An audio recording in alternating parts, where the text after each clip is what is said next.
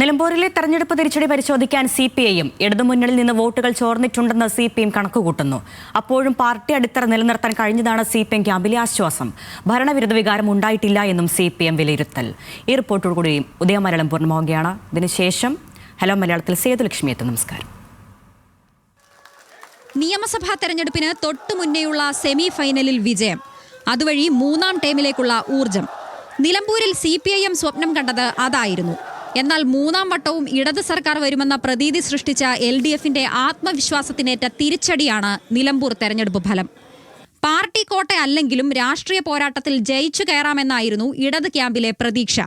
എന്നാൽ കഴിഞ്ഞ തെരഞ്ഞെടുപ്പിനേക്കാൾ 15,000-ഓളം വോട്ട് കുറഞ്ഞത് ഗൗരവമായി കാണുന്നുണ്ട് CPIM.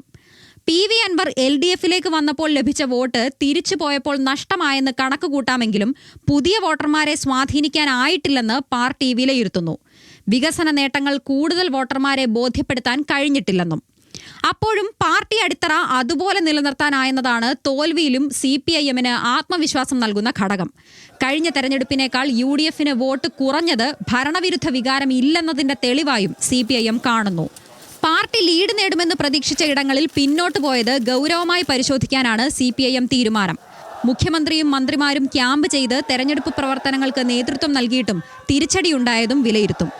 RSSുമായി സഹകരിച്ചിട്ടുണ്ടെന്ന തെരഞ്ഞെടുപ്പിന് തൊട്ടു തലേന്നത്തെ CPIM സംസ്ഥാന സെക്രട്ടറി MV ഗോവിന്ദന്റെ പരാമർശമുണ്ടാക്കിയ വിവാദങ്ങളടക്കം വരുന്ന പാർട്ടി യോഗങ്ങളിൽ ചർച്ച ചെയ്യും.